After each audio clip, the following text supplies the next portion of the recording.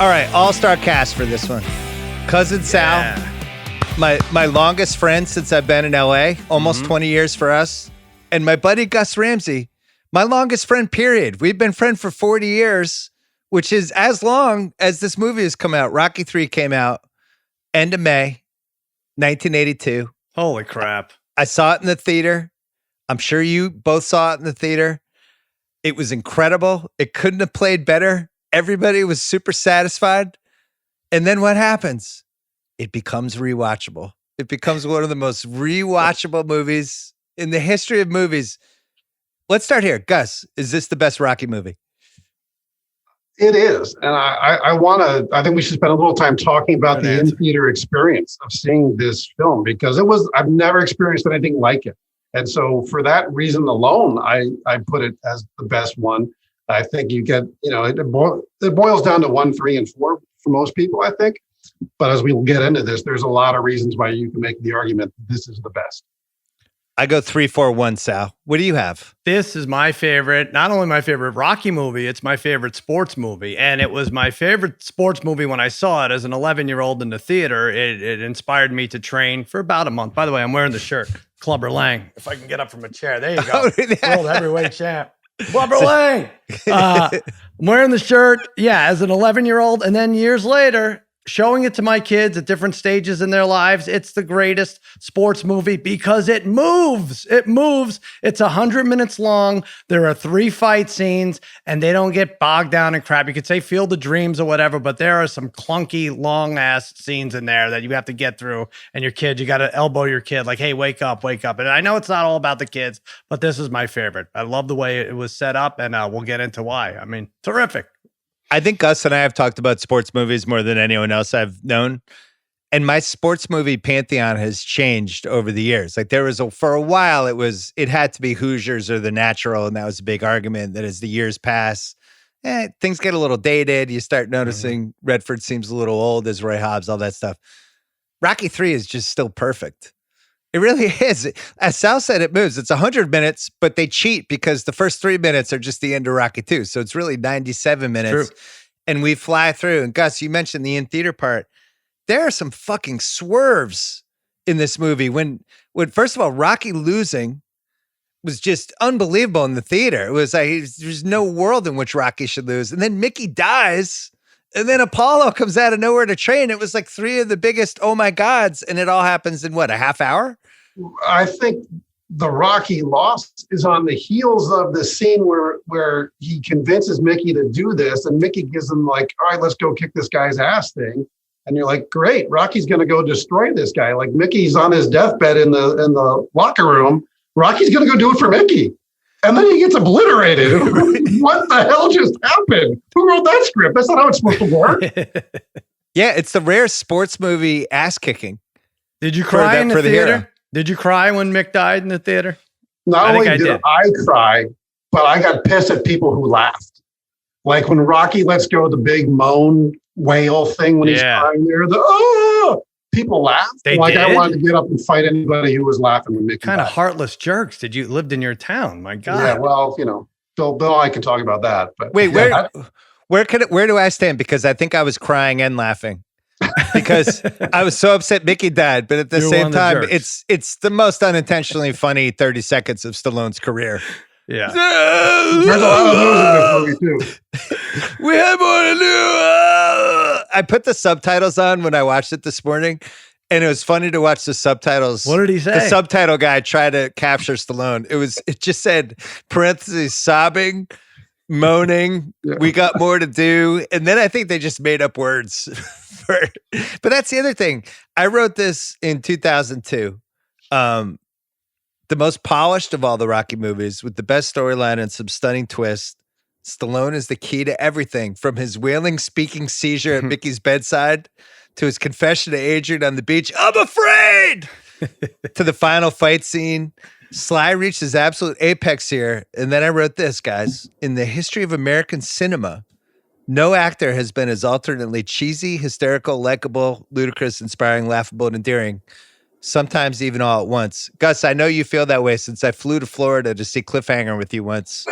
And I drove to Vernon, Connecticut, or wherever you lived in Connecticut to go see Southington to go see Daylight with you. Yeah. We actually would road trip for Stallone movies, so I know you feel the same. Well, I think Stallone's humor is kind of underrated. He writes funny copy that, you and Gallo always gave me crap about the dad jokes I would laugh at when I was 17 years old. But there's lines in here that are really funny. And you can, now that I've lived long enough and seen enough Stallone, you can envision Sly like putting pen to paper and going, does he swim with a name like Rock? Stuff like that cracks him up, that cracks me up too. By the way, I like that this is not only a rewatchable, it's a rereadable. Now 20 years since you came out with that column. So good job by you, Simmons. I know, and I really put some thought, because to me, Rocky 3 versus Rocky 4, it's tough. Like Kyle Brandt, who, Sal, you and I did Rocky 4 with, he's a Rocky 4 guy, not a Rocky. Some people are Rocky 3 guys. Some guy. To me, it's like the Hulk Hogan, Mr. T pieces. Right. The three of us have the wrestling thing, right? And I think some people could give a crap about that. But I think that was a huge element to it, obviously. And I was actually thinking about it. I don't know how much you want to get into it now. Let's do it now. Is Vince McMahon a billionaire without Rocky 3? Well, I'll go one step further. Yeah. Trillionaire? Oh. Over the years, this thing has taken hold that Hulk has done it too, and I don't think it's accurate, where Hulk says, I got fired because I wanted to do Rocky 3 and I did it, and then they brought me back after. If you actually look at the timeline, again, we're doing this, it's the 40th anniversary, May 1982. Well, it came out, Hulk was a huge star. Thunderlips was the best wrestling character that has ever been on screen. It's just, Thunderlips is so good, it's kind of hard to believe they just didn't make Thunderlips a thing. There is then 18 months before he shows up at MSG to avenge Iron Sheik with the title. He's in the AWA. The AWA has Hulk Hogan, and they have him feuding with Nick Bockwinkel. Right. And they're so stupid not to give him the title. So your answer to your question is, Vince, this probably helps Vince become a cajillionaire. But also Vince is fucking lucky, because the AWA had all this time to just make Hulk their guy. They sat on it. ESPN at that, or being close to being on ESPN at that point, and they didn't see it. I don't know how you don't see it, Gus, from just him as Thunderlips. How do they not know he's going to be the star? I have no idea. And I think part of the fun of seeing the film in the theater for wrestling fans was like, this is validation of professional. It's in a Rocky movie. They're putting wrestling in here. And then you throw in the fact that we didn't really know who this guy was. And for all we knew, he was 7 foot tall, because they made him look like he was 2 feet taller than Rocky. Right. And the whole scene was a pretty authentic wrestling scene. And it was comedic and fun. Like, you came away from that going, right to your point, like Thunderlips needs to be a guy right now I see every Saturday night on the wrestling. And the fact that it took so long is pretty remarkable. Well, he had what was he, like 6 to 7 months in the WWF, like 1980. He had a little Andre feud. He was just a bad guy. Stadium a little bit. Yeah, and so he hit for a tiny bit, but that was only for the hardcore like wrestling fans like us. Yeah, I don't think exploded the way Hulkamania did. Normal people. I mean, what took the sex tape so long is what I'm asking. No, that's a whole different thing. Well, another piece of this. That's not rewatchable style. Another piece of this was the concept of the re-sequel. This was the third version, which was the same thing. They had the third Star Wars movie was this year as well, with the sequel and then the re-sequel. This has gone really badly over the years, the third movie. You think about like Bad News Bears Go to Japan, which is, I think, the worst sports movie ever made. I would highly challenge anyone to watch this. I remember my son, who loved the first two Bad News, no, let's watch it. It can't be that bad. And I was like, all right, fine. You asked for it. And like 40 minutes in, he's like hitting his head against the wall. Godfather 3, Karate Kid 3, Halloween 3. So you can go that way. You can go with like, sometimes it's clear everyone just wants the paycheck back, like the Mission Impossible 3, Shrek 3, Austin Powers 3. And it's fine. Keeps the franchise going. And then you'll have like the ones that tie up all the loose ends, right? Like the third Lord of the Rings movie is apparently like this. Closure. I think Rocky 3 is the best third movie of all the third movies, because it actually turned out to be the best Rocky movie, a movie that was nominated for an Oscar, and led to 46 years of marathons and rewatches and VHS, DVD, Blu-ray.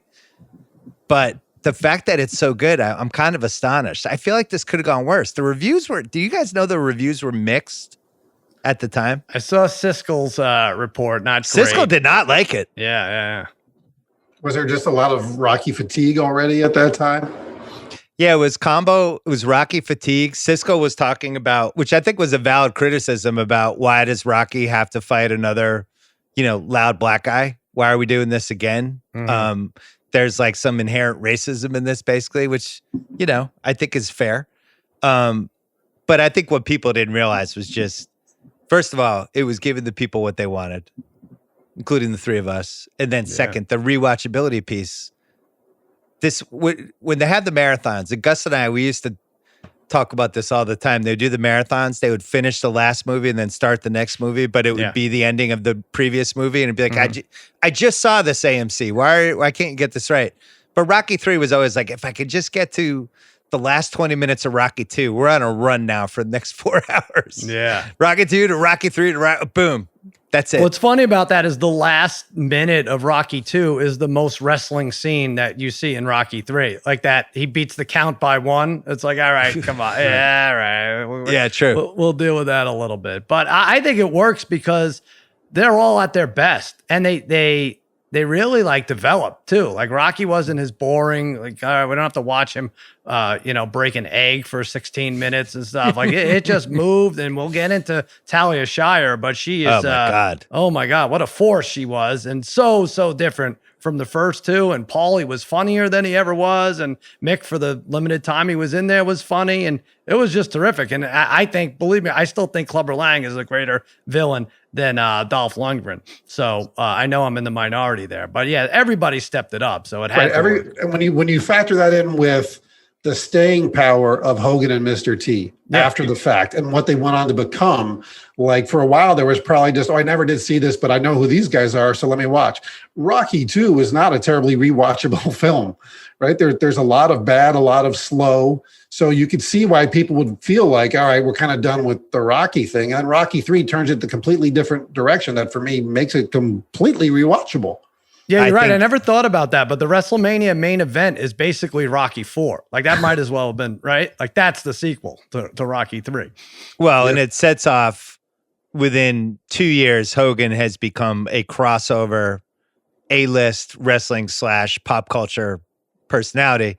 Mr. T parlays this into the A-Team, which is crazy to think now, but was the #1 show of, I think, like 1983 or 1984. He was like an A++ lister. Right. Mm-hmm. Both of them just because of this movie. It speaks to the power of Rocky. And then I feel like this was one of the first movies that was just on a lot, right? Yeah. Didn't you feel like in the 80s, this was just on? And it was the definition of what this podcast is. It's like, oh, wait, is he about to fight Thunderlips? All right. Yeah. I'll watch. But again, if you're a programming guy and you want to run a movie in the late 80s and it's got Hulk Hogan and Mr. T in it, you're going to run it. Right. Well, there's another piece to this, Sal. This film is about what happens when you become truly successul. Like people, you read the reviews. You read the no, you read the reviews. I don't know if you've thought of this theme because Gus and I have talked about this. Yeah. You read the reviews, they're like, this is stupid. It's a rehash. I actually don't think it's stupid. I think it's a really smart movie. It's about when you become really successful, you become afraid to fail and you don't want to lose what you have. Like Stallone, actually says this in the script and it's like, all right, that's something. Like he has that scene with Mickey and Mickey's like, I don't want you to fight this guy. He's a wrecking machine and he's hungry. Hell, you ain't been hungry since you won that belt. It's like, yeah, there's something here. And then in the research, it was about how Stallone wanted to make this a movie about celebrity and the loss of privacy. A lot of this doesn't really transpire in that, but don't you feel like this is the ultimate I'm successful, but it's really hard to stay on top movie? Yeah. But nobody would think that, right? Right, that's true. Yeah, I hadn't thought of it from that perspective, but for sure. And, the fact that scene you're talking about. Yeah, see, I loved it, the fact that it was 100 minutes because nothing dragged, but I'm going to crap on a couple of scenes. I thought Rocky convincing Mick to join him. I mean, Mick was so dug in. he'll knock you tomorrow, Rock. You know, he's so dug in. And then 45 seconds later, like, you don't need this. Oh, come on, we'll do this, that. And Apollo convincing Rocky to get back in the game was just as ridiculous. You know, like, I don't know. It's like, I get that it moved it along, but those scenes bugged me a little bit because they flew by so quickly. And conversely, Adrian needed every single second of that beach scene to convince him. And I thought that was dynamite as a result. But I get what you're saying. One of the notes I wrote down rewatching this is I think the beach scene with Rocky and Adrian is their best scene in all the Rocky movies. Oh, yeah. Agree. Well, hold on. There's the one part where they're in bed and he's trying to get her to repeat do do do do, and she says do do do do, and it's then it's like only then that you realize she may have more brain damage than he does. I was like, she have a head injury. Do do do do. What? You didn't just hear that? What's the matter with you? Gus, do you think the eye of the tiger is a theme that has transcended this movie and applies to all walks of life? Of course. Yeah. I mean, that whole opening montage for me is at the height of Rockyism, right? Between the Eye of the Tiger is the song. I looked this up too. Want to guess how many views Eye of the Tiger has on YouTube? The official video, which shows not a stitch of Rocky 3 in it. Oh, I know I'm responsible for 75,000. But go. What's the answer? 792 million and change. Wow. Just of that song. And it's like I said, it's not. There's no clips from Rocky 3 in it. It's just the guys doing weird things that we did in the 80s when we made videos. So that song, combined to your point, Bill, the montage is all about look at the fame that Rocky's earned. He's on all these magazine covers. He's on The Muppet Show, all that stuff. He's quote unquote going soft. And Mr. T now is coming along and knocking people through the ring ropes. And I remember being in the audience at the theater when he's doing the pull-ups and they show the shot of him doing that from behind. People gasped. People were like, oh my God. Could you imagine if they did like a montage of Michael Myers before Halloween 3 showing him killing all these people? That's basically what that montage did for Mr. T. Like, oh my God, he's going to kill Rocky. Yeah. And but by the way, that song, I don't know if you saw this. Do you know what was supposed to replace what the originally were going to go with? Yeah, it was supposed to be Another One Bites the Dust. No. Well, they had that too, but I had that in casting what ifs, but let's do it now. Oh, yeah, I'm Sal. sorry. I know. No, tell him, Sal. This is important. It's crucial. I thought it was a Queen song, right? You're the best. You're the best, right? Oh. The Karate Kid song. It was Joe Esposito's You're the Best. Mm-hmm. I would argue this worked out great for all of us. Yes. We get Eye of the Tiger. You're the Best moves to an iconic part of Karate Kid. And it's just, it's just the perfect trade. I'm with you. You're the best needed because You're the Best is interrupted by 1 point. You know, it's like I don't think you'd be able to do that with Eye of the Tiger or vice versa with the other movies. So and Eye of the Tiger is the theme that Rocky is selling us here. Like he's not going to win if he doesn't have that Eye of the Tiger. Apollo says it. Yeah, he brings it up later, which made me think like, did they do the movie and then he asked Survivor for a song and they watched the song and then they came up with Eye of the Tiger? Right. Yeah, like went back and put that in. Yeah, I don't feel like he had that song in the back pocket as he's writing the script. So I feel like they probably heard the Eye of the Tiger Apollo line and were like, that should be the name of the song. Yeah, it's not as biting if before he goes out from his corner, he's like, you're the best. You're the best. Come on, you're the best, man. You're the best. It's like, all right, yeah, we've heard that 1,000 times. Like, yeah, Eye of the best Tiger. Around. Yeah, best around. One other old guy point. We didn't have a lot of sports on back then. Right. We had our local teams. There was some ESPN stuff at that point. Basketball was on USA. Wrestling wasn't national yet. So like when we went to a sports movie and there was like stuff like Rocky 3, it was like, it's kind of important. Now I feel like this would blend into, I mean, Sal, all you do is gamble on sports every day and you're watching 19 things. Yeah. I say that as a compliment. Just being like, oh my God, I get to go see a couple fake fights in Rocky 3. I don't think maybe has the same luster as it did for us. Yeah, it's true. We had Monday Night Football. We had Monday Night Baseball. We had This Week in Baseball. We didn't have much. We had the local Mets. We had 2 football games on Sunday. The local game on one channel, local game on the other. Yeah. And that's really it. So we kind of needed the entertainment. True or false, Eye of the Tiger Oscar nomination? True. That is true, right? It lost to Up Where We Belong from Officer and a Gentleman. Defensible. Now, how mad is Frank Stallone that he didn't get the song for the movie? Well, But he he's in the got movie. pushing, which we'll Yeah. get to. We'll get to later, and what seems all the right. worst. I Yeah, love that's it. Frank could have done better. I love that Sly Stallone treats Frank the way Ron Howard treats his brother. Right. There's just Sure going to be a did. spot for you in here somewhere. I'll figure it out. Yeah.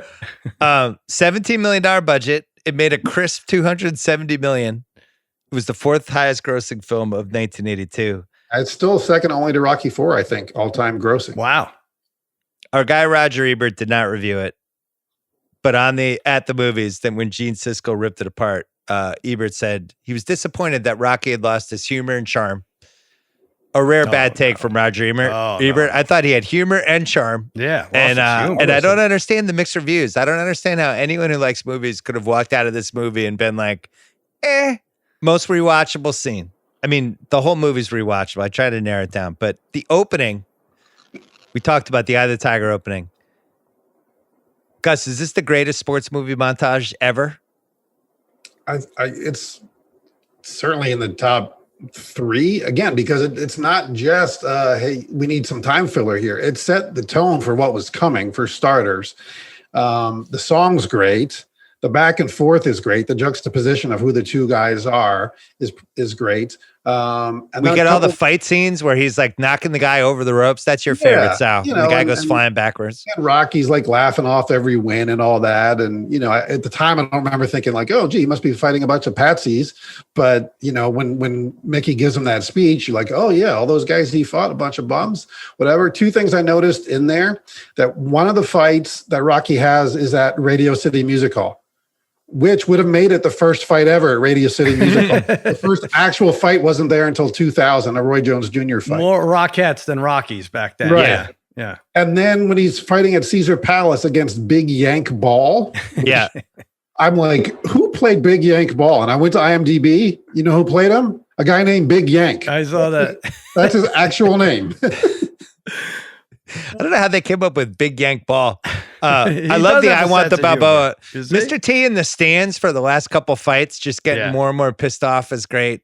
Sal, will you have this? Because for me, greatest sports montage is either. Oh, so you say this one. See, I think the later one when they're on the beach and he like, you know, he's back. I think that would be the training montage that's impossible to beat, even though it's not the Eye of the Tiger. But yeah, you're right. There's the T's in the crowd. He's upset. And that's when you see Burt Young in the crowd and he's upset, even though you're not sure exactly what about, but he's sipping from the flask and he's upset. But we get the Muppet Show in there. We get a little, they dub a new Muppet Show because Stallone was on the Muppet Show. For me, that put it over the top because I was such a Muppet Show fan. Yeah. And that actually happened. He was on. They didn't shoot that for that. Yeah. That was an actual scene from when he was a couple of years before. But they had Jim Henson redubbed. He redubbed Rocky Balboa, which I thought was. I put the second training montage in there, but for pure enjoyment, I still put the Thunder Lip scene. I mean, I had that next. You have for second most rewatchable. Yeah. Yeah. This is more. I'm giving all of them, and then we'll decide. Okay. Thunder Lips. The scene's 9 minutes long. Yeah. It's in the running for greatest 9 minutes of my life. The ultimate male versus the ultimate meatball. How much do you think he eats? About 202 pounds. Mickey's best line of the movie. Yep. Leroy Neiman with the scene next year. Thank God. Apparently the fight sequence took 10 days to film. And Stallone admitted well later, that he couldn't deadlift Hulk Hogan, so Hulk had to like jump into his arms. Oh. And that's how he was. That's still pretty good. He's up there for a while.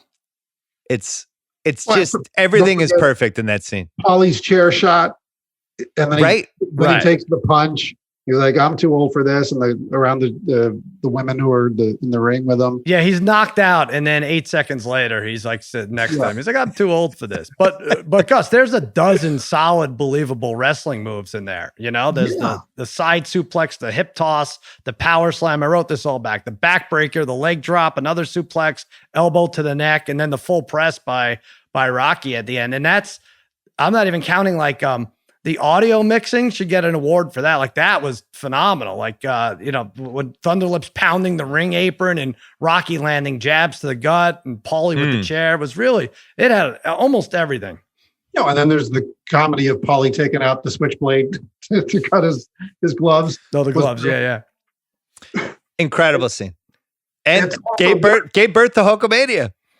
It did, but the value of it, I remember all the late night shows when Stallone went on showed that clip.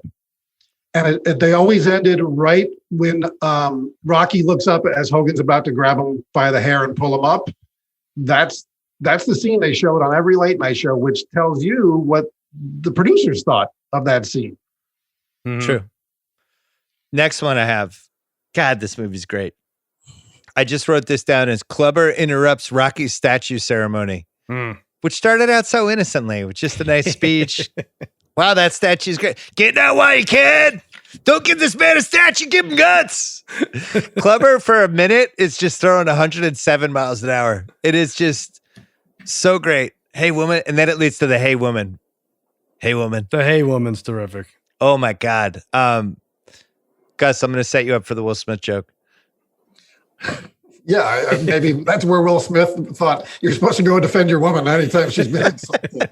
He would have been young enough to be impressionable by that. Rocky's a Philly guy. I think there might have been some Clubber lag by in the the Chris way, Rock thing. I would have loved to have heard her response. I wish Rocky didn't interrupt right there, right? I was like, hey, woman, why don't you come back to my apartment? It's like, oh, wait a minute. All right, this is all of a sudden appealing. I can go back to we just left my opulent living room. I can go back to your apartment, and you don't seem like the most giving lover. You're probably a little bit rough. I don't know, but Rocky steps in there. We don't ever get the answer. Yeah, bring your pretty little self over to my apartment tonight, and I'll show you a real man. I'll just tell you, in the theater, this scene played.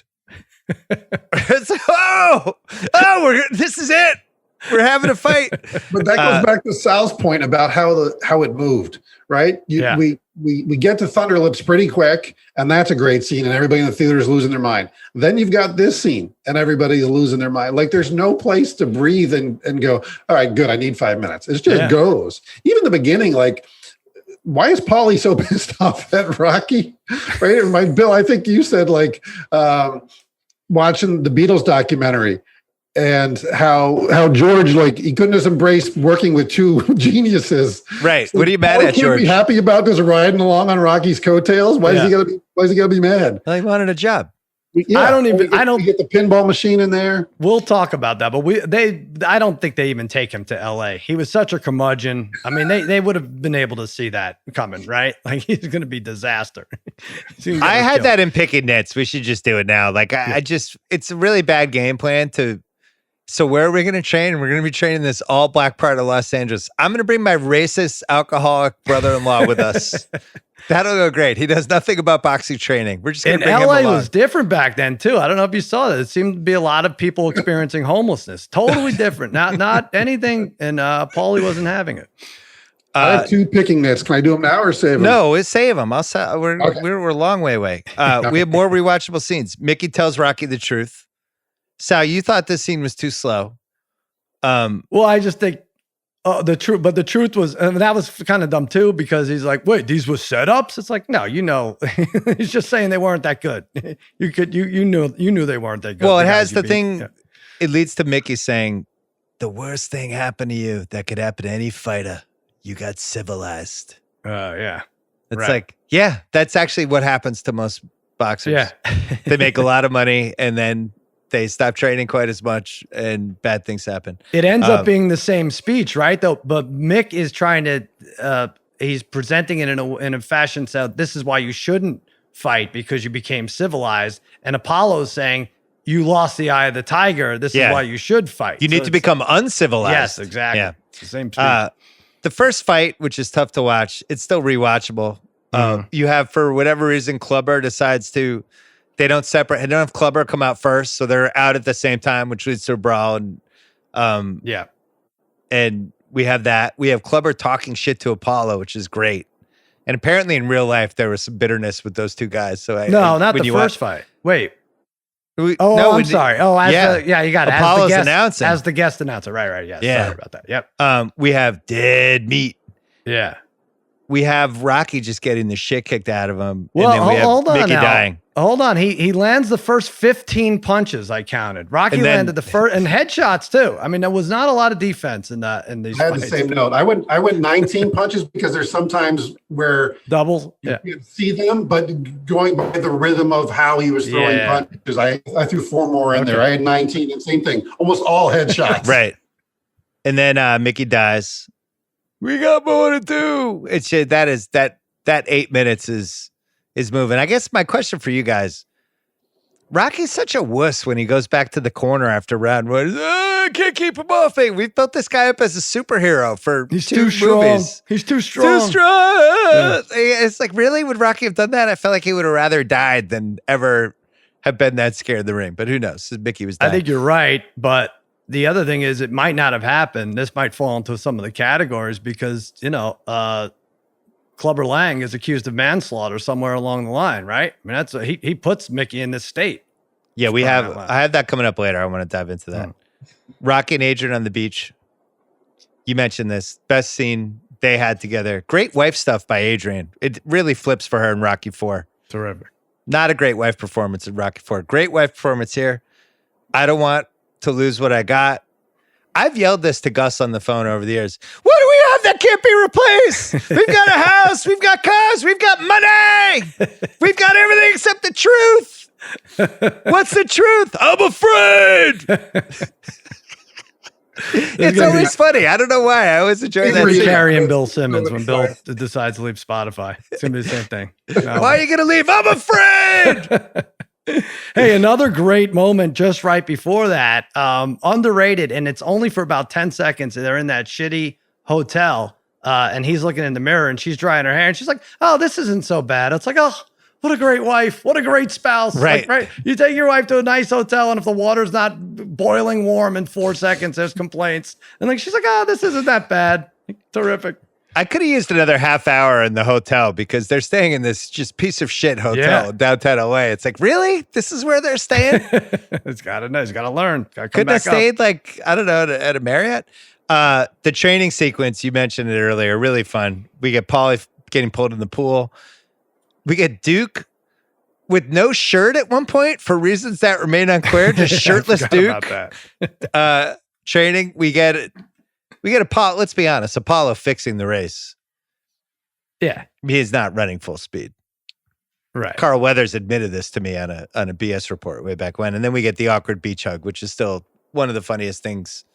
I that's think ever happened. if you look closely, you could see the seagulls rolling their eyes in the background when Rocky overtakes him, even after the thigh shot and everything else. Like, what are we talking about here? A lot of inexplicable decisions there, Gus, for, I don't know, 90 seconds. There's some close-ups on the crotches that remain bizarre. There's them wading into the water. That's also weird. I don't know why they did that. What else am I missing?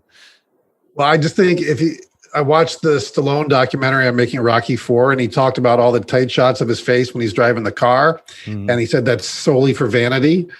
I would think that this falls under the same category. Like he just like, I want people to see how defined my thighs are and all of that. But I don't know why he would want people to see him jumping up and down in the ocean hugging Apollo. But yeah, that whole scene. If there's a person out there who is in charge of rubbing down their thighs with Vaseline or oiling them up, because there were. I mean, they probably shot they that were a few listening. times. Please reach out to us. Head of body butter? Yeah, body butter facilitator. Yeah, Yeah, that was the moment where everybody in the theater got a little quiet and just that you could laugh at. Yeah, It was weird. And then it became hilariously funny. The final fight scene, 191 pounds versus 237, 46-pound weight difference. But in real life, Stallone said he weighed 155 for the scene. I think both guys were probably like 5'8". yeah, Sal, the ain't so bad strategy, I guess, is the rope-a-dope. yeah. That's got to be that. 1982 rope-a-dope. What do you do? What the hell are you doing? I know what I'm doing. Yeah, that was great. Well, it's kind of a combination, rope-a-dope and Sugar Ray Leonard when he taunted Against Duran, yeah. Putting the hand on his head on his mohawk, and that's Right. took two kind of classic boxing moments. We get the shot of Duke going, no! And then Gus's personal favorite, Adrian concerned doing the Yeah. But everybody was talking in slow motion there for like 30 seconds. They had like 3 different cutaways. Even Apollo had like a slow. Yeah. Yeah, they all had some, like, because Clubber has this guttural noise he lets out between rounds, like, after they held him back. And then, Adrian's worst lines are the one word lines she has to give, like when she's counting to 10, like 9, and just like, yay, after the win. But otherwise, it's great when she has 6 minutes of dialogue. It's like, oh my God, there's no one better in the world. Yeah, she's a good actress. Yeah, you could always tell the directors, all right, 3, 2, 1, just yell Rocky. Yep. Rocky! Yeah, that was it. So Stallone was on Johnny Carson's show in 82 and claimed that him and Mr. T decided to go all out from the middle to the end of their last round together. Do you guys believe this? No. I don't. I watched it pretty carefully. I don't feel like that was like a wrestling shoot. No, by any you couldn't means. do it. Guys? Mix, right? I think there's probably a mix where some punches were landed, but I mean, I don't think you could actually sustain that. I think probably some of the body punches, maybe they were like, don't hold back on the body punches. Right. So it looks more real, but that's it. And then last but not least, the ending and the freeze frame. Ding, ding. How many weeks was this after the second Clubber fight, do you think? Think Apollo gave him like 2 months? Yeah. 6 weeks? Somewhere in there. Did he still have some, like a little black eye or something? I'm trying to remember. Yeah, I don't think he did. Yeah, he was pretty well healed. Yeah. All right. What favor? This was the favor? But even that led to like a whole, imagine if there was Twitter and internet back then, like all we would have been talking about is what's going to happen next? There's going to be a Rocky Ford they're going to fight. Right. Like it was a cliffhanger that ended up not being a cliffhanger. Well, and also maybe instead of having Drago finish him off, maybe Rocky should have killed him there. That's how Rocky 4 starts. Like, in that frozen painting, I killed him. We have no footage of it. It's just a painting, but I knocked him out. He hit his head on the turnbuckle. Do you remember being disappointed in the theater that they didn't show the last fight, that it just ended on the freeze frame? Yeah. Oh, yeah. Sure. Yeah. That was the first Sopranos moment for me, I think. Right. It's like, wait, what? And then kind of staying for the credits, hoping that they would never circle back. But no more disappointed than seeing Rocky's kind of grown-up son, who just didn't seem to look the part. Right. All right. What do we have for most rewatchable? What's your single favorite part? I think I have Thunder Lips. I still feel like that's my favorite part of the movie. It had everything. It really did. I loved it. It was funny. Paulie was funny. The athleticism was off the charts on both Hulk Hogan's. Really, gosh, you've seen Hulk Hogan. Did he do a quarter of those moves in his match? They really, I don't know. You're right. Set it up. You know, it was just to be different. I'll say the opening montage. And you said it earlier, Bill. It's all rewatchable. So yeah. But the opening montage, to me, because it just sets the tone for everything that's coming. As soon as I see that, I'm in. Let's go. Here's that is really great. There's no right answer. What's aged the best? We mentioned the movie Lunch, Mr. T and Hulkamania. You know what? I wrote down it's in the first 3. I don't think it's in the 4th one. It's usually after round 1 or round 2 when it's like, oh, we're gonna have a fight, and they play that music where it's like. I think it's actually called Overture. What's it called? I think it's called Overture. I could be wrong, but I think, that's the all right, shit's about to get serious music. That here Rocky's been getting his ass kicked. Now he's about to start the comeback music. Like that fires me up every time. But again, you've seen enough Rockies. You see that in the theater. I think everybody in the theater is like, all right, now it's on. Let's go. Yeah, that movie. I feel like they should play that during NBA playoff games when the home team's coming back or something. Just like come out of time out with it. What were we going to say, Sal? I go the other way. I could do without it because now the end is coming. It's like, I might get 6 more minutes. I'm like, the music's kicking into gear. I'm only going to get like a 4. Actually, the one thing they threw you off was when Rocky knocks out Clubber. It's dun-na, dun-na, dun-na. There were 4 of them, so it's not, 4 it's not the dunnas. rule of 3s. Yeah, it actually happened on the 4. The big lunging right cross to end it. I have the Thunder Lips as what's aged the best because to Sal's point, he did stuff that he didn't do in some of his career, and it's such an authentic scene. Like to me, it holds up as good as anything in that movie, if not the best. And speaking of Thunder Lips, so Hulk uses Eye of the Tiger basically for his first like 12 to 18 months in WWF. Remember when he came out? Right. Yeah. And then I think it was a rights thing or they decided to change it for Real American, whatever happened. But When you go back and you watch some of those early Hulk, and they've dubbed the WWE library, like they've dubbed the Eye of the Tiger out. They dub it over with Real American. Is that do right? some chicanery. But you could find the old YouTube clips when you just heard the beginning of that song. The crowd fucking lost their mind. Yeah. And were you watching live? Because I was actually watching live when Hulk won the title. Yep. Yeah. And the first couple notes of that song, and MSG absolutely lost their mind. Like, it was like, oh my God, it's Hogan. Jesus. Here he Well, comes. that's just part of also Vince being a smart businessman. Like, people identify this guy with this song. Yeah. So I'm going to ride those coattails. But was that to maybe it was a rights thing, or were they promoting the wrestling album? That song was on the wrestling album, right? Real American. I think it was a combo. I think Was they it? had Yeah. to. I think they had to get rid of it. Yeah. By Bill, the way, I that's remember what I about have. What age the best is Eye of the Tiger. I think Yeah, about I had 2 years.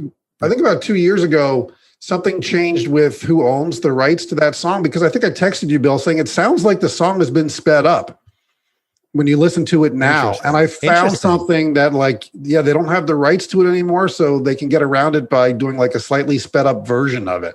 Huh. I've Clubber Lang as What's Age the Best. Probably the best sports movie villain we've ever had, unless you want to throw Drago at me. But man, if we start going through all the sports movies that are ever made, who's just the actual best, just pure villain, he's got to be on the short list. Whatever your short list is, he's on there.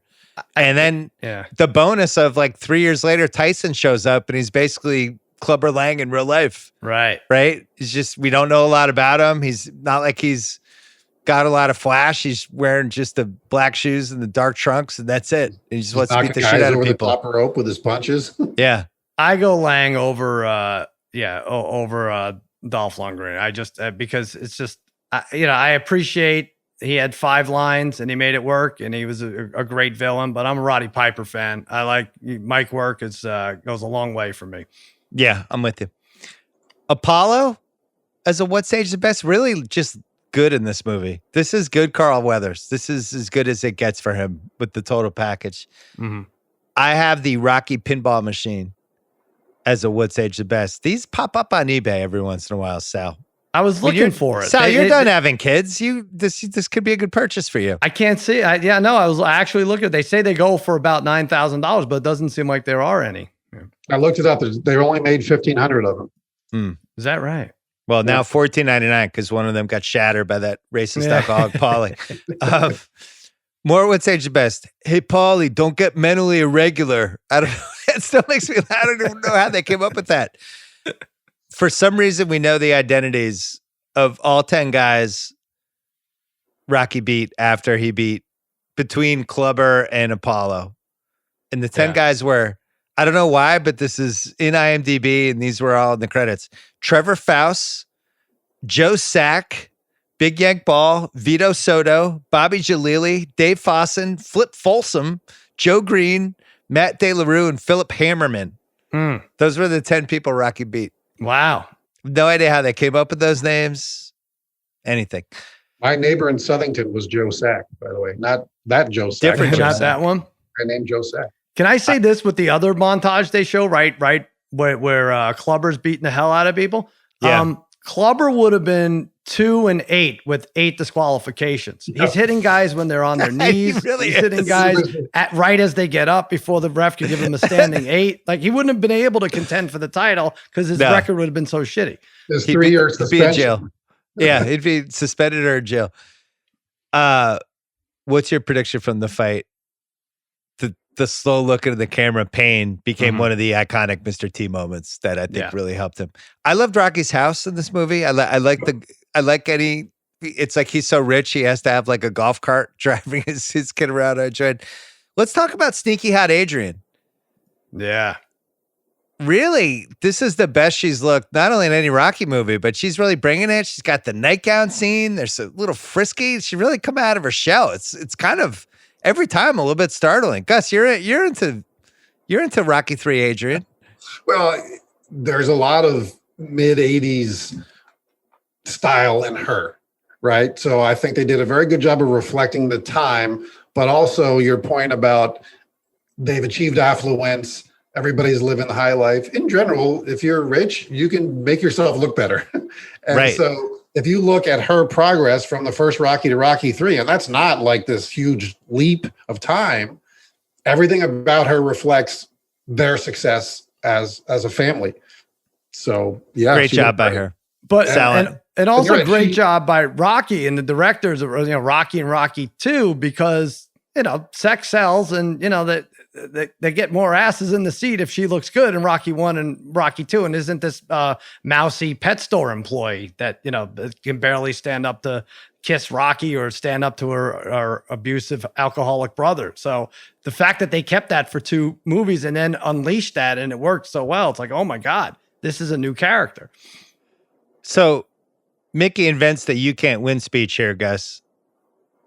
Right. Yeah. I feel like we need this speech to walk so the "you can't win" speech in Rocky 4 can run. Right? This is the appetizer. Yeah, and it makes me wonder, like, are there real athletes out there whose support system do those things? And like, no, that's a bad idea. Don't go to Duke. You should go play at UCLA or whatever. But like, hugely important people are in his life are constantly telling him, yeah, you can't do that. Please don't. You're going to die. Thanks for the pep talk. Yeah, it's not like any athlete today, where since 13 years old, everyone's been telling Marcus Smart he's the greatest in the world, And Right. This is Rocky. Every 6 minutes, everyone's shitting on him. It's like, yeah, you fought losers. What are you doing, loser? You're nothing but a loser, too. Yeah, like Maverick Carter's not telling LeBron James, you can't win. LeBron like, who can't win? You don't work for me anymore. You're out. Stay in Cleveland. Don't go to Miami. That's a bad idea. Bill Baldwin and Stu Nahan, have they aged nicely for you guys? Yeah. Yeah, Okay. I think so. I had them written down. And I had the awkward beach hug, which, any more what's aged the best from you guys before we move on? No, I just had, I think I have the other stuff in subsequent categories here. All right. Well, I have the awkward beach hug also on what's aged the worst. Gus suggested a Markel, maybe you did. One of you, Sal suggested the Markel Fultz Award for most inexplicable shot for the crotch close-ups. I thought that was good. Here's another what's aged the worst. The surprise factor of Mickey dying, Rocky getting knocked out, and Apollo coming out of nowhere to train Rocky in 1982 versus now when we know all that stuff's happening. It's just it's no longer surprising. So in a weird way, it's what's aged the worst. Gene Siskel, this is what he said about the racism in this movie. I didn't enjoy seeing Rocky go after another loudmouth black fighter that seemed to be pandering to anyone who has racist feelings in the audience. Fair critique. Pushing by Frank Stallone. Frank, I don't feel like this is on your greatest hits. Leave it at that. If it was already bad, can it age worse? Right. That's true. Yeah, it's true. I don't think Good any of point. us were like, oh man, did you hear him pushing? I got to get that. Well, because and then you compare it to other best supporting songs like Living in America, which is a fucking great song. Right. It's like it's an even bigger swing and miss. Or any of the training songs of Rocky 4. Oh, yeah. It always bums me out when Apollo's trying to help Rocky and Rocky says, Mickey never had me do this. Yeah. It's like, fuck off, Rocky. He's trying to save your career, you ungrateful dick. It's that negative thinking that other people have instilled in him. The decision to bring racist Paulie to LA, I mean, he starts out by going, I don't like these people. I got a reputation. Probably be like, hey, you know what? We got a room for you at the Marriott. Why don't you just hang out there for a while? He's got I a just think reputation. Paulie has the thing that's aged the worst. Yeah, Paulie in general has aged the worst. So we didn't By talk the way, about do you know what a sterno bum is? What is it? A sterno bum is, I guess, sterno is like alcohol, and you and like indigent people will filter it through a cheesecloth so that they can get alcohol, and it's just a very specific thing to call somebody. So when he's saying, "Shut up, you sterno bum, I'll squash his," it's like it's a real thinker. I have what's aged the worst starting Rocky 3 with Rocky 2. I already saw Rocky 2. Let's just start with the fireworks and Eye of the Tiger. What do I need to see Rocky 2 for again? I've already watched it 100 times. Yeah. I can't believe we didn't talk about this yet. It's aged the worst just because it was just so stupefying in 1982 and remained stupefying for years after that we found out Mickey's last name. Yeah. Goldman? and that it was Mickey Goldmill, and then they had a Jewish funeral for him. And Stallone said after he wanted to pay tribute to Jewish trainers from the old days, but just knowing Mickey's I felt like Mickey was like Madonna. Gus and I, we've spent a lot of time talking about the Goldmill family and just that choice. Yeah, I don't think if you had asked us while watching the movie, hey, by the way, do you think Mickey's Jewish? He is? Like, I don't know. I would have thought it was like Mickey Fitzgerald or Mickey Sullivan or something like that, right? And I stop. Not everything has to be Boston Simmons. He was a Jewish, there were a lot of Jewish trainers and like lighter boxers back then. I just thought he always seemed Irish to me. It was the racism Gene Siskel was talking about from the Rewatchables. Yeah, it just did seem kind of out of left field. So I don't know if you played this one, Sal, but I know Gus and I knew about it. There was a Rocky video game that came out in 1983 off this movie called Rocky Super Action Boxing, designed by Coleco on ColecoVision. You could either play Rocky or Clubber against a computer, or you go head to head.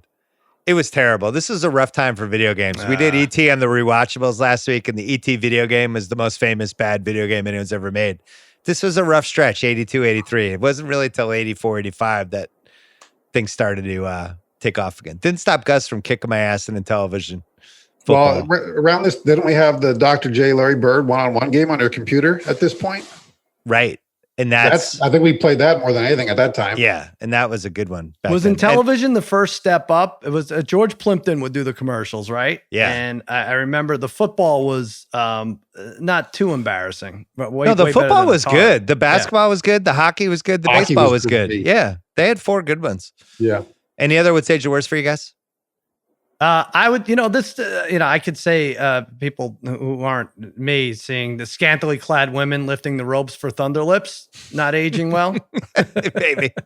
And I hate to say it, but some of the fight scenes, because we've seen 1,000 fights, either UFC or boxing between now and then, and you're just like, oh, it can't get out of your head. Like, oh, this would have been stopped 150 times by now. Right. True. Yeah. Rocky doesn't get out of the first round of the first Clubber fight. Yeah. It's like we saw our first 10-4 round ever.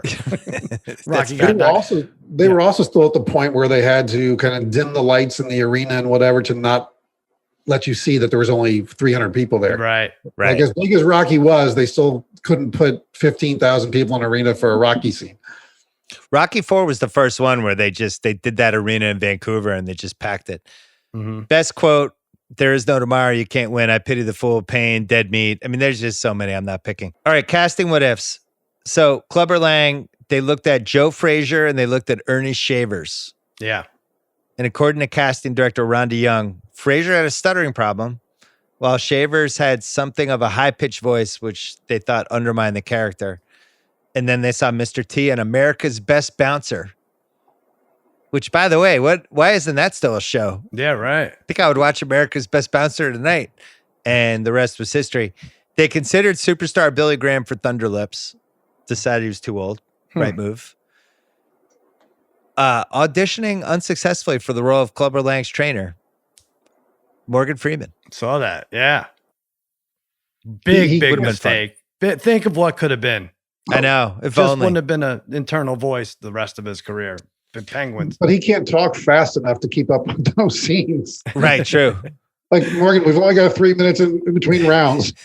I was trying to think of if it's not an athlete to replace Clubber Lang, what black actor imposing and good, like John Amos maybe?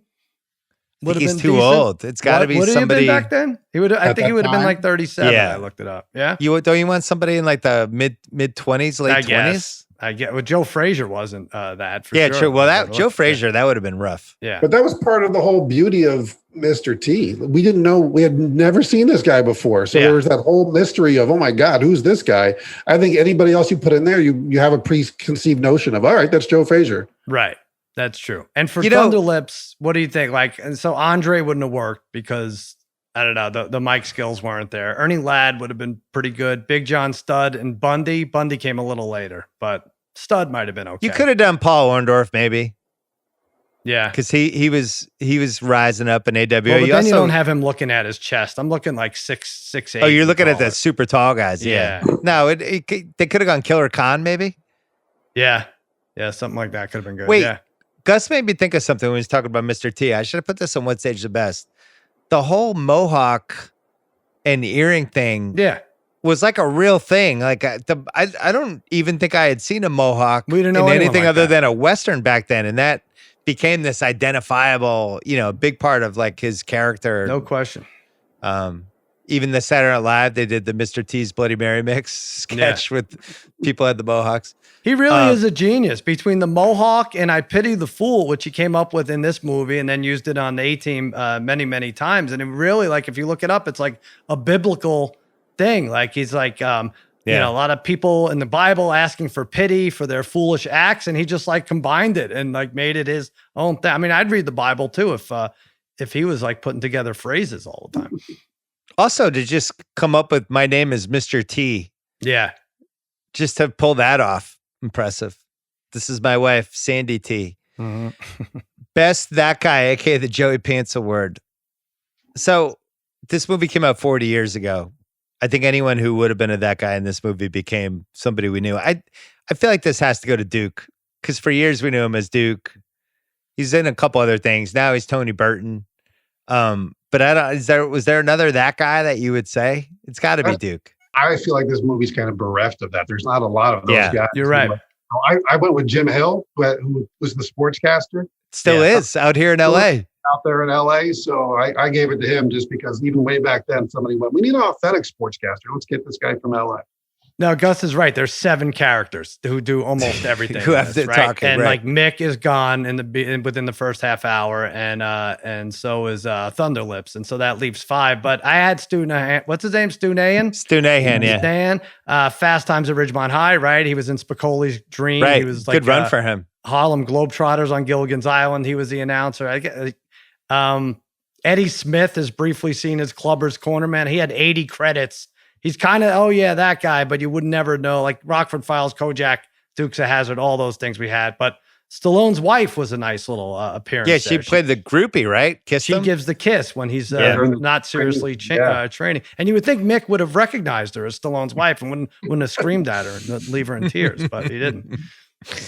The Vincent Hanna Give Me All You Got award for overacting or actors dialing it up. It's got to go to the beach scene, even though the acting's good. But they really, both sides are really going for it in that scene. So that's easy. Deanne Waiters Award, tough one. But I think if we're just going heat checks, Paulie's in it too much, Clubber's in it too much. But it's probably like Duke by default.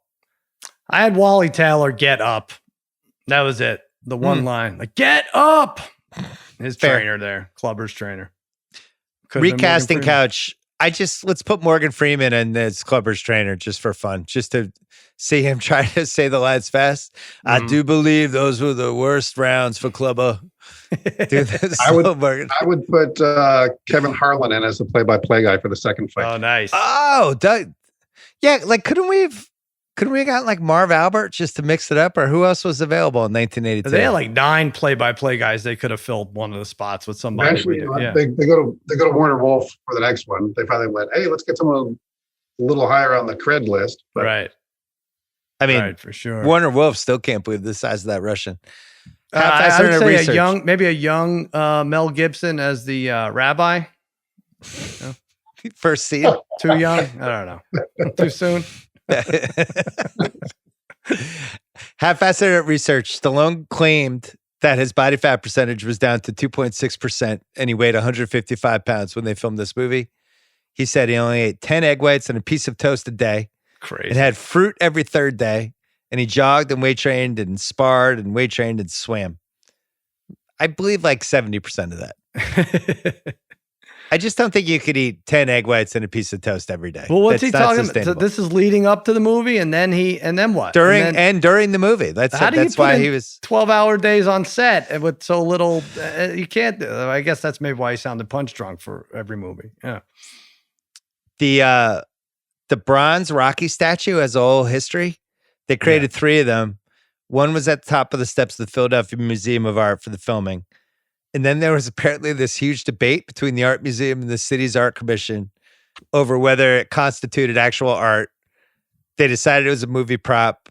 They moved it out. They moved it to the Spectrum in South Philadelphia. And then it was finally returned to where it is now in September 2006. What a bunch of fucking dicks. Isn't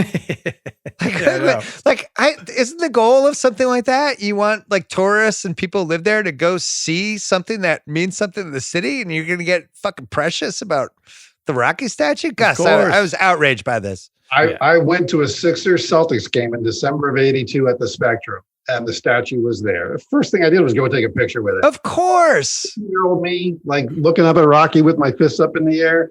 There's some country, I forget, it's not Siberia, but it's somewhere like that, where they built a Rocky statue for tourists to come see. And it's like increased their tourism because people want to see the Rocky statue. Before the Tom Seaver statue, this was the preeminent statue in all sports. Right? Oh my God, that Tom Seaver statue. Beautiful. Just magnificent. Yeah. I just can't believe how they nailed that. So Mr. T claimed in an interview that he attended the movie premiere with his mother, and when he was talking to Adrian, that the mother said, "I did not raise you to talk to a lady like that," and stormed out. Who knows if that's true? Stallone did an interview with Roger Ebert in '79 where he outlined his vision for Rocky III, which was a fight in the Coliseum. Pope John Paul II was going to be there. And then he said, and if I have real nerve, Rocky should die at the end of the third film. Since then, he's made 7 other Rocky films, I think. He's sold the rights to that idea for Gladiator. Right. Rocky's exterior house of the movie was actually Muhammad Ali's house in Chicago. Yeah. And then apparently the Eye of the Tiger used in the film was never officially released. It was the demo version. They made it better when they actually released it. So if you listen to the 2 versions. Interesting. They're a little different. Apex Mountain. So Stallone has this and then First Blood a few months later.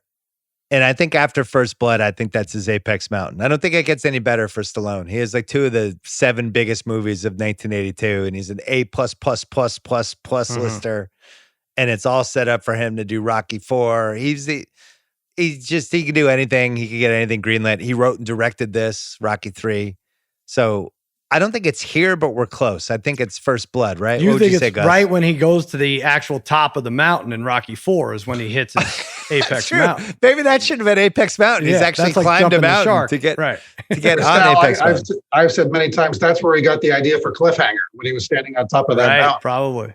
Right. He was like, what would happen if a plane crashed and there's a bad guy? I think this is Burt Young's Apex Mountain. I would say that. You could say earlier Rocky or Back to School, and maybe he gets more playing time in Rocky V, but because there's a lot of sitting around the apartment. But he was funny and at times scary and almost always pathetic, and it worked. And I think this is his Apex Mountain. You could make a mid-'80s case for him because like Rocky IV is pretty close to Back to School. Yeah. I don't know. What about Talia Shire? Talia Shire, I was thinking the first Rocky probably because that's coming right after Godfather 2. And you would have said like she had this huge career ahead of her. As it turns out, those were like the 2 big franchises for her. But she tried to branch out, never really made it. Mr. T, not till 18. Carl Weathers, you could probably say right? Yeah. I mean, he's in this movie the most of any Rocky movie. And, I would go yes. Hulk Hogan, what's it going to be? The fairy in that Adam Sandler movie? No, this has got to be it. Yeah. Action Jackson? I mean, that is a good movie. Sharon Stone. Hulk Hogan, I'm going to say no. Yeah, no, not yet. Yeah. Statues? Probably still Statue of Liberty. It's close, though. I had to think about it. Survivor, the band. I'm going to say yes. Yeah. Even though they did do some good work on Rocky IV. I don't want to belittle the work on Rocky IV. Some really good stuff back then. Listen, they put Frank Stallone to shame, and that was their mission. And probably got a bonus from Sylvester Stallone from it. Stu Nahan, yes. Leroy Neiman, yes, because he gets not only is he in a scene, but then gets his painting at the end. And that's all I got. Unless you guys have anything. What's Burgess Meredith? I mean, is he as the Penguin? I guess. I think it's Rocky 1 because he gets nominated. Yeah. He's still the Penguin. Like kids like us are watching Batman reruns where he's the Penguin, and at the same time he's in a movie Oscar nominated. Right. Okay. Picking nits. Just Joe Sack and Big Yank Ball. I still don't get that. Thunder Lips, 390 pounds? Yeah, stupid. Like, did Andre the Giant weigh 390 pounds? That seems like a high number. He clearly wasn't 390. Just looking at him, unless he was like real, and he wasn't. Well, how tall did they make him? They made him 7 feet. They said tall, he was 7 right? feet, but even 7 feet, like he's not gonna be 390 pounds. Stop it. Right. No. Gus, would Thunder Lips get arrested immediately after that match for the 6 cops he punched? No, but it's all. Were they like the WWE cops or were they actual cops? I think those might have been real cops. I don't know. They never really figured that out. Would Rocky would he be shocked that they were setting up tomatoes for him? At no point as he's destroying these 10 shitty fighters, he's like, this feels suspicious. No, that's we never really get to see his opponent, so it's hard to know. Like, was Big Yank Ball just some big fat dude, or was he like a legit fighter? Right? Was he like 25-0? Yeah, it's hard to know. I don't know. I did some Big Yank Ball. Well, research. he had to know they weren't as tough as Apollo, right? Right. At least that. Yeah. So, where were the doctors when Mickey goes down? That's a guy. I have that written right there. They were right there. 15 minutes. They're like, did there no medical attention on hand? They were right there to start the scene. He's like, we have to get him out of here quickly. And then Rocky sits down with him, and then that's it. They just let him die. They had already done CPR, and then they thought, all right, that's enough. We don't have to do it a second time. That's one of my 2 picking nits. The doctor says, time is important. We must get him to a hospital immediately. And Rocky goes, just give me a minute. Right. He's got to get out of here. Yeah, but not before I talk to him. Rocky's staying in a horrible LA hotel. We mentioned that. Well, but that was part of it, right? Like, you got to be uncivilized. Yeah. Stay at like a mediocre hotel. Yeah. So this is a big nitpick for me. Were there missed opportunities for a couple big clubber scenes that they could have had after he's the title? Like, couldn't they have had a scene where he goes on the Tonight Show and he insults Ed McMahon?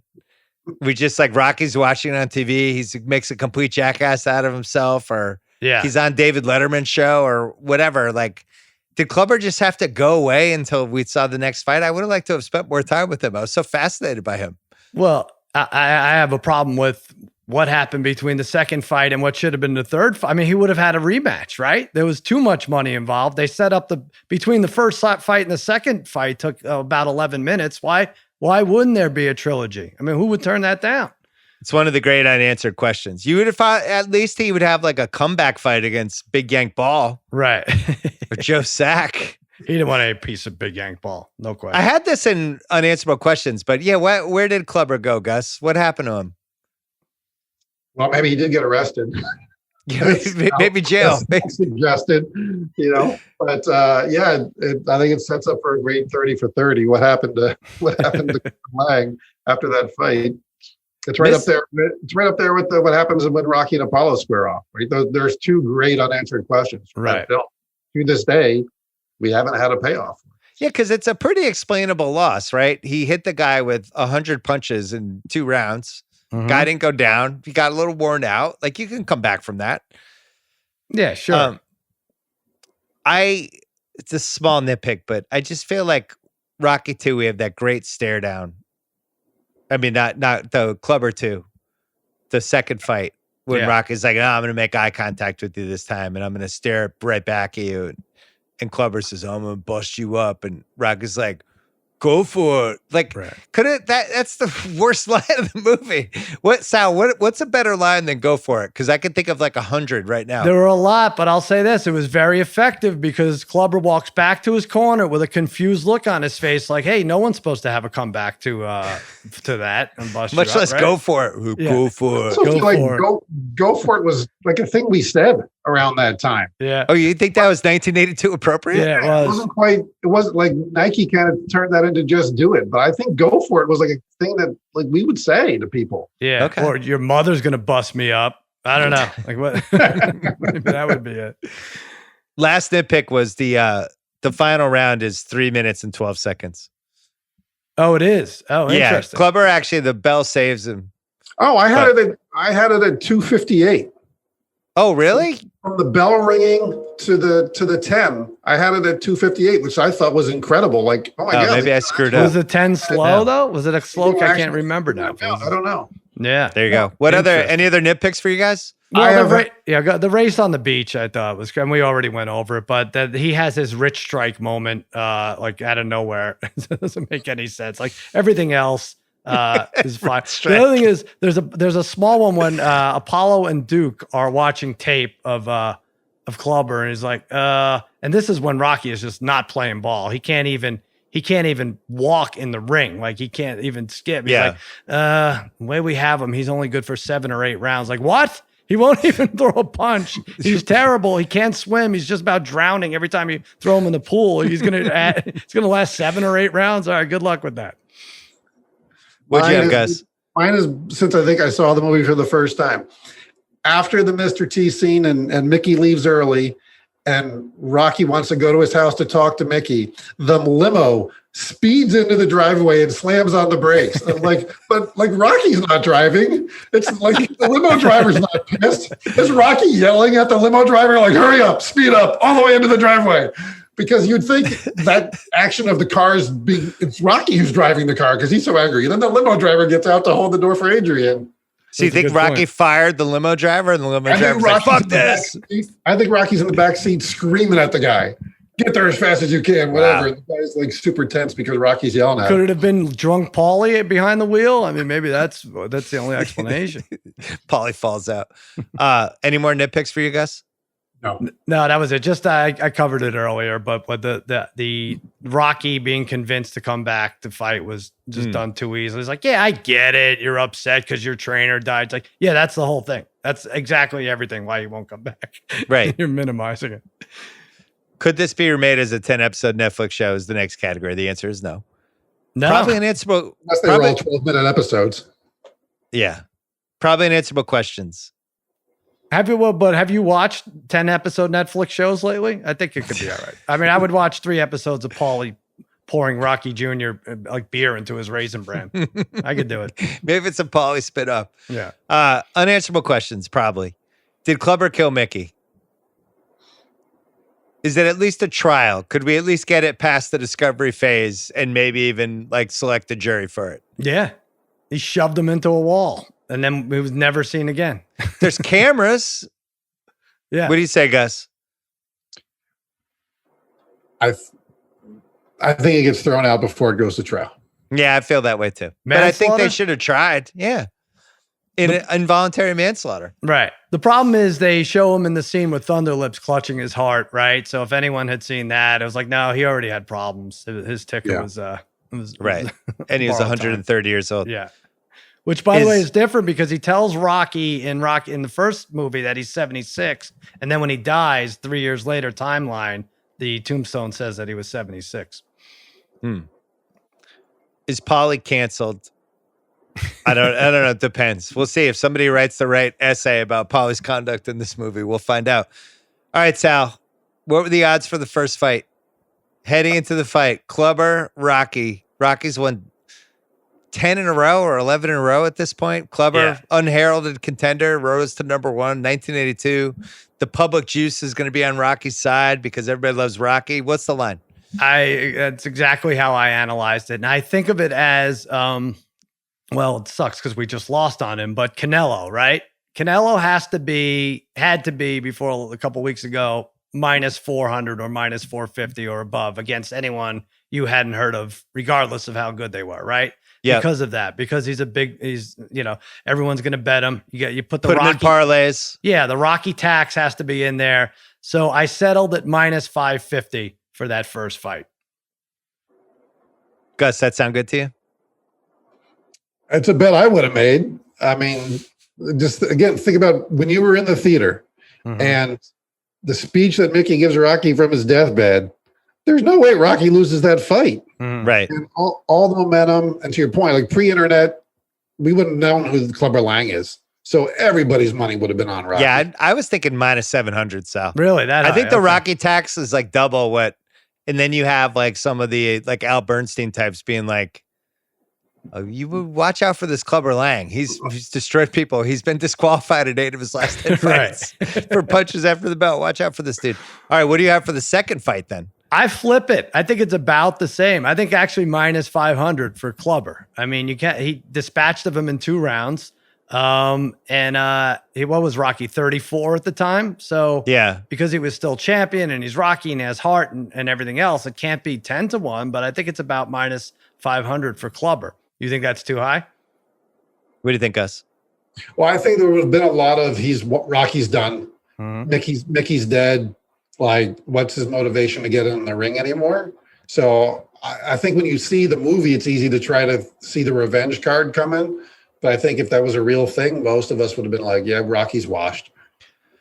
I think it's lower because of the Rocky tax. And the part that could have been in this movie, Rocky and Apollo are going to do like a little bit of a media tour, right? And Apollo's going to be talking him up, how great he looks. He's lost weight. So you got a little, I think I'm going to say Clubber is like minus 330, something like that. It might have been plus like 250. Yeah, it might have been like a McGregor Mayweather thing where everybody the casual bettor had to take a chance on the underdog, and the underdog in this case being Rocky. So by fight time, it might have gone down. Might have been a lot of Rocky action. Yeah. Like, Rocky at the weigh-in. He's down to 191. Jesus. Yeah. It would have been huge though, right? Probably like twice the action from the first fight, because the first fight, we don't know who Mr. T is. Mm-hmm. It's just Rocky's going to beat up on another guy. Yeah.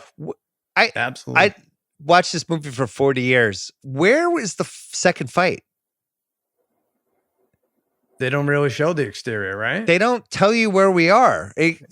I don't know whether it was in Vegas, but then they decided they didn't want to, I don't know, like pay a fee say what casino is at. So they decided to make it ambiguous. But are we in Philly? Are we in LA? Where are we? I just assumed it was in Qatar. I didn't know. I didn't even think about it. The Saudi Arabians are paying them to have the fight. Hey, I have an unanswerable question, which you guys are going to be like, that's ridiculous. Did Mickey know Rocky lost? Hmm. There was a brief second. Obviously, good. I knew you could do it. I knew you could do it. Yeah. What round? Second. Oh, that's great. The very last moment before he expires, he opens his eyes, and I think he catches a glimpse of Rocky's beaten up face and says, "Oh my God, what's happened?" And then that's that. So that's the last thing Mickey ever sees. That's it. That's interesting. I got to watch that again. Go look back. He opens his eyes for a split second, and great it's stuff. I like this. Do you think the Rocky Apollo friendship was the greatest bromance we've ever had? When you think of bromances, are they on the short list? I'll give you a couple other nominees. Lewis and Clark, Tom and Jerry, Damon and Affleck, Simon and Garfunkel, Lennon and McCarthy. I would have said Pippen and Jordan, but now, I mean, that's fallen. I don't know their names. I'm sorry for this, but the 2 main guys from the Fast and Furious movies. That's a pretty heavy romance. Yeah. Brian and Dom. Yeah, you have good. Felix and Oscar, one of Gus's favorite shows from way back when. That's a great romance. Yeah. Another one close to Gus, Oberman and Patrick. Not so much of a bromance then, but I would nominate. It was a manse. I would nominate Fonzie and Richie. Oh, that's a good one. Good one. Starsky and Hutch. Kimmel Corolla. Corolla century. Starsky and Hutch. Hall and Oates. Bird and Magic. Right. Laverne Maverick and Goose. Bromance. Okay, I see. Bert and Ernie. Yeah. There's been a lot of good ones, but I don't think know. it's in there. I'm going to say this. I think, and we learned this in the next movie, he was just a selfish guy. It was all for him, really, this Apollo thing. It really was. Yeah, you're right. I'm selfish. I hate asking this, but I'm going to ask it. Was Rocky on PEDs for Rocky 3? Yeah. I mean, did Rocky go on PEDs after the Creed fight? Second Creed fight is a better one because Rocky was 45-21 with 39 knockouts after he beat Apollo in the second fight. And then just rips off 10 straight knockouts? Did he have help, Gus? It's right there in the era. It was right when the steroids thing was starting. Like, was there a little help here? Yeah, this is where we only really knew about it with some of the Russian Olympic teams, right? Other than that, Or when the baseball players went on the Nautilus programs, that was the other one. Remember? It's like, oh, this guy's doing Nautilus. It's like, really? Brian Downing's huge all of a sudden. Right. Well, I'll tell you what, I'm going to do egg whites exclusively for the next 9 months. And every third day I'll throw in toast. Thanks, Gus. And I'll get back. We don't know. There wasn't creatine yet, so we don't know what Rocky was putting in that egg drink. It's true. Right. Maybe he was doing that stuff, the Frank Thomas commercial. Mm-hmm. Your lady will like it too. Adrian seems super happy in this one. All right. Toughest question of the podcast. What piece of memorabilia would you want from this movie? You can only have one thing. I'll just give you some starters, but you might have come up with your own idea. The original pinball machine. Great. The Leroy Neiman painting. Mm-hmm. The actual painting. Apollo's trunks from 1 and 2 that Rocky wore in 3. The Mighty Mix boxing sign from the gym. The limo that screeches to a halt in front of the house. What would you want, Sal? Well, do you count the statues? Because they are props, right? Oh, that's great. At Yeah, least statues one in of play. Statues in play. All right, I'm going to pass on the statue, even though that would be like the biggest money maker. I would love probably. what would your wife's reaction be to like, hey, honey, good news? Well, you remember like when they tore Shay down, and you'll appreciate this, Gus. I would. They offered the foul pole to us for $70,000, and I was just going to put it in the backyard. I don't know if it violated any federal airspace thing, but I worried mostly that I would have to split that in half after our divorce, and I'd have half of foul pole, so I didn't know how to do that, but. I'll give you one. If this exists, the Polaroid from the Thunder Lips Rocky fight. Oh, that's a great one. Thank you. Great job, Sal. Thanks. Really great answer. Yeah. So you'd rather have that than the Leroy Neiman painting? I think so. There are just so many duplicates now out there. I know the original would be fantastic, but who wouldn't turn down a great that's Polaroid? really good. And if they could sign it, forget it. What do you got, Gus? I want the yellow shorts that Rocky wore on the beach. You could probably get them. Those shorts were so 80s. Like everything about the 80s was those yellow shorts. So I would love to put those on when I go for my afternoon walks. I think you could go further with that. Just do the game worn outfits from the beach race. Just everything both guys were wearing would be those like prop. felt shirts with the crop. You don't want the yarmulke from that ceremony? I mean, that was from the Goldbill funeral. I would do the original Neiman painting if it existed. Yeah. I think if it was a guaranteed, this was the one. This is the one they used. Because the cool thing about that one is you could get you put it in your living room. Like even our wives would, I feel like, be okay with the Neiman painting. It's still like a piece of art, you know? Yeah. Isn't it in Germany? I thought I saw it was actually in a museum. Or did I read that for something else? I think it is. It does exist. It's out there somewhere. So anyway, I go that. All right. Really tough question. Last one. Who won the movie? Who do you got, Gus? Who won this movie? I give it to Mr. T. And for me, it comes down to Mr. T or Hogan, but I think Hogan eventually becomes Hogan anyway, because Vince figures that out. But Mr. T, you said it, he was a bouncer, right? Like this launched his whole life when it into the stratosphere from this movie. So for me, it's him. I'm going to say Talia Shire. She was a completely different character than we saw in 1 and 2. Who knew she had such versatility and range? I was going to say it's like she woke up from a coma, but she actually did wake up from a coma. She was in a coma in 2. And all of a sudden it's this Alex Smith-esque comeback story. And, like I said, she's this mousy pet store employee, really didn't offer much in the first couple of movies. And now she's screaming at him on the beach. I mean, that whole movie was her Olivia Newton-John at the Rydell High Carnival moment. And I think she was terrific. She wins the movie. That's interesting. I had Hulk Hogan as a strong nominee. I thought I was going to be alone on that one because he's only in the movie for 9 minutes. But you could say he probably won the most from this movie. But I think Gus is right. Probably happens anyway. Mr. T does not happen without this movie. And I think Mr. T wins the movie. It's the best sports movie villain we've probably ever had. Leads to him immediately getting the A-team. And, it lives on. And I think this is the best Rocky movie, partly because of him. I think it's interesting, though. None of us think Stallone won the movie. Yeah. I don't even remember him in the movie, to be honest. No, he was great. I mean, of course he has to win the movie, but we got to be fun with this, right? I don't know. I think Mr. T might have won the movie. Right. Like Stallone was already on his way. Yeah, Stallone was doing great. Yeah. Yeah, I agree. But this movie is very difficult to make without him. I stand by it. It is recast Rocky. Gus and I are in the category. You don't think Dom DeLuise could have stepped into that role? Gus and I are like when the people argue that pitcher wins don't matter anymore, and Sal's like, pitcher wins still kind of matter. Yeah. Still kind of like looking at him. I don't know. Yeah, right. Well, people say that with gambling, like, hey, the pitching matchups don't matter. It's like, really? Well, the best pitchers seem to have 18 or 19 wins every year. And that's how you win in gambling. Yeah. Yeah, and their team wins 66% of their starts. Right. Might still matter. Yeah. Guys, this is amazing. I love it. I really enjoyed this. The best part was just watching Rocky 3 again. Yeah. Being too lazy to go get the Blu-ray from under the table and set it up and turn on the Blu-ray player and just renting it for $2.99. I did the same thing. I was like, I don't feel like looking for the DVD. I know I have it, but it's $4. That's how they get you. $2.99. But yeah, I watched it with the closed captions too, and that made it extra enjoyable. Yeah, no, I did. I read it on Amazon. I like when you can push the button down and it pops up who's in the scene. So you find out like these random actor names. I really enjoy that little thing. All right. Gus Ramsey, thanks for talking to me about Rocky 3, which we've been only doing for the last 40 years. Yeah.